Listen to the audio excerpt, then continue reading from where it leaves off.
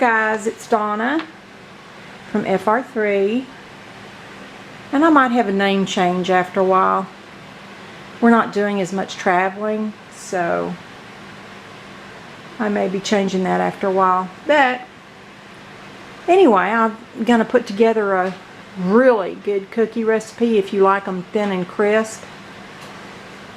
I call them kitchen sink cookies because they've just got, you can just put anything in there you want to. But the ingredients are 10 ounces room temperature high butter fat, or high fat butter, excuse me, which comes to 2 1/4 sticks of butter, 1 1/4 stick of, well, I'm sorry, 1 1/4 cup of dark brown sugar, 3/4 cup granulated white sugar, a tablespoon of vanilla bean paste or extract. I use extract. 2 teaspoons of kosher salt or regular salt, doesn't matter. It does. I like the kosher better. 2 large eggs, room temp, and the butter room temp. 1 3/4 cup plus 2 tablespoons of all-purpose flour, 1 teaspoon of baking soda, and 8 ounces of chocolate chips. And at this point, I mean, you can add anything you want to, or you can not add anything to it. They're just delicious cookies. I've added nuts, craisins, cherries, raisins, just whatever, walnuts, pecans. Almonds, I added almonds to a brownie recipe the other day. I don't like almonds in brownies, I don't think. Walnuts or pecans, I think that's the way to go. So, anyway, preheat the oven to 350, line the baking sheets with parchment. And just combine the butter, brown sugar, all the wet things, sugar, add all that, and then beat it with your mixer. And then once you've got all that kind of looking fluffy, then you want to start adding your dry ingredients. Flour, baking soda, make a dough. And then they say go ahead and put it in a refrigerator for 24 hours. At least that's what this lady on this recipe did. But I haven't yet, and the cookies turn out good. But to save time, if you don't have time, you can put the recipe together one day and then throw it in the refrigerator and then just get up the next day and bake them. Well, let's see. It yields 20 to 30 cookies, and you bake them like 20 minutes. But you want to check. You don't want them to be burnt. Just make sure you check for the desired darkness that you like.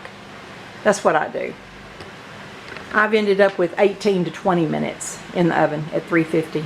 So, but make sure you preheat that oven so they go in hot.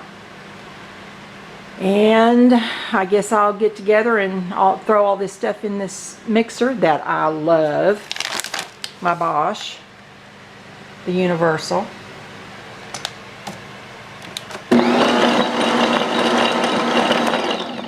It is a workhorse. It beats KitchenAid. I'm sorry, I love my KitchenAid. I gave it to my granddaughter.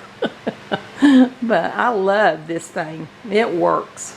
So, okay, I'm going to throw all this stuff in there.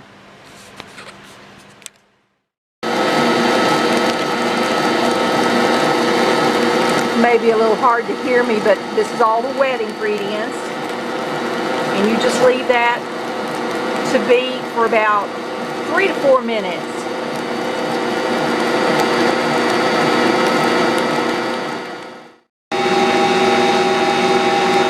Okay, you see the color?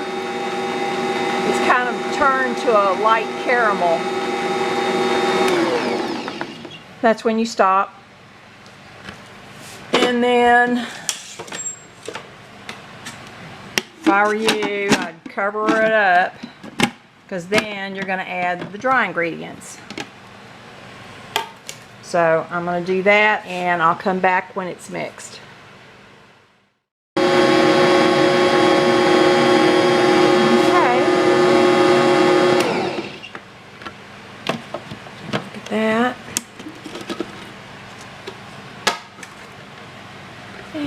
and that's what it looks like.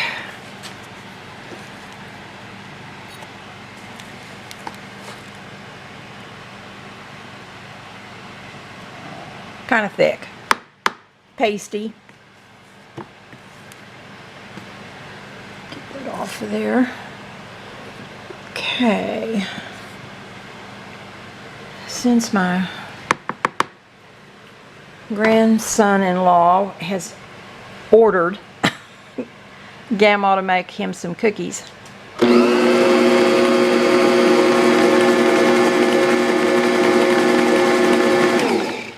He wants some chocolate chips in them, so I'm going to add those. Hang on.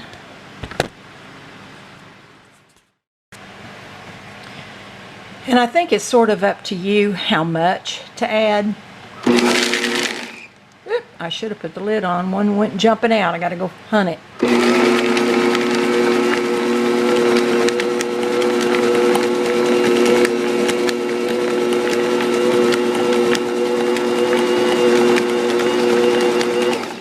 Just enough to get it mixed. But see how it's starting to thicken up? Let me go find that Aaron chip. Okay, I found the chip. And what I added was almost 2 cups of chocolate chips. You know, if that's all he wants in there, usually I'd add, like I said, this thing is called the kitchen sink. It's what I'm calling it. But I think I'll go ahead and put it in the refrigerator and bake them up in the morning, I'm thinking. Anyway, whatever I choose to do, I may leave it in there a couple of hours and make them this afternoon. But I'll bring you along later.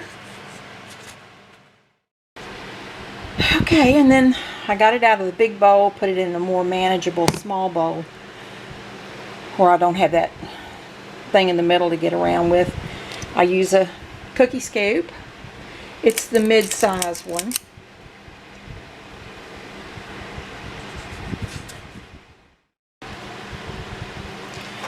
Okay, and then what I usually do, I'll spray the inside of my little scooper. I'll just hit it with a little bit of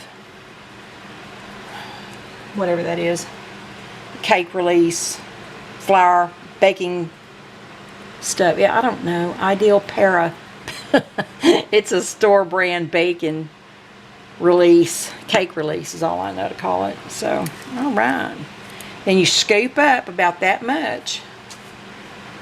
Make sure you got parchment and see how it comes right out. I mean, you'll probably have to do it a couple of times, but they do. They just come right on out. Nice.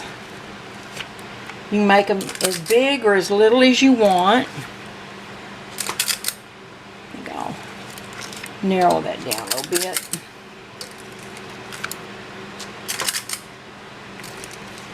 Doesn't take no time at all. I love these things. If you don't have one and you're using 2 spoons, go get you one of these. They're cheap. They're not expensive at all. And boy, do they do the job. Okay.